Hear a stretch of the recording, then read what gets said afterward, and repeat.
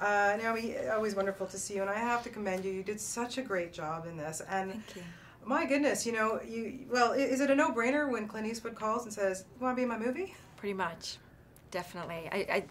It'd been a personal dream of mine for a long time. I'd wanted to. I've always said that film is a director's medium, and you want to be in the workplace with great directors, and there are teachers. It's all about their vision. So you got to team up with the right guys, and he's one of them. What was it about him? Why do people just clamor to want to be on his sets?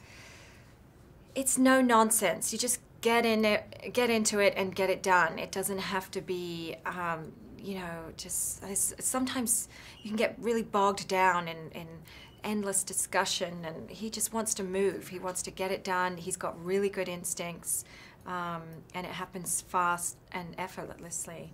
And it was great. I wish I had more days on the set.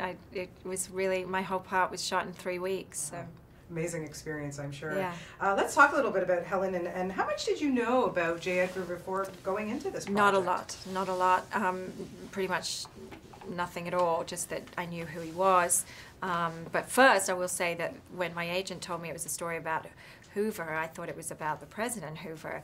And then he mentioned his lover was going to be played by Armie Hammer, and I was like, oh, okay, this is a different. So, but I didn't know, anything about the Clyde Tulsa, and I certainly didn't know a thing about Helen Gandy. So it was, I learned a lot. So what kind of research did you end up doing for her? Well, a lot was there in the script, but they sent me this great package, massive package of endless DVDs, a lot of documentaries, a lot of stuff on the FBI, on Hoover himself. There was books, stuff from the internet, YouTube, a lot of stuff like that. And I was always kind of trying to find more about Helen Gandy, but the very nature of her job was to be in the background of this man's life. And there was a couple of photographs, not much at all. But so it was about piecing it all together. I did manage to find the transcript of her testimony in the Library of Congress through a friend who works in government.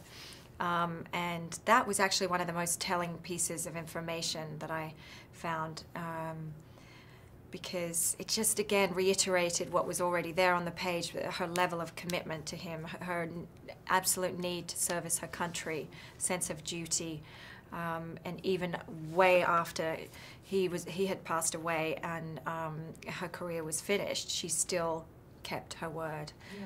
Which was what not an to give up. amazing relationship the two of them had. Yeah. I mean, really, like you say that she was working for her country, but she stood by him for what, 50 years? Yeah.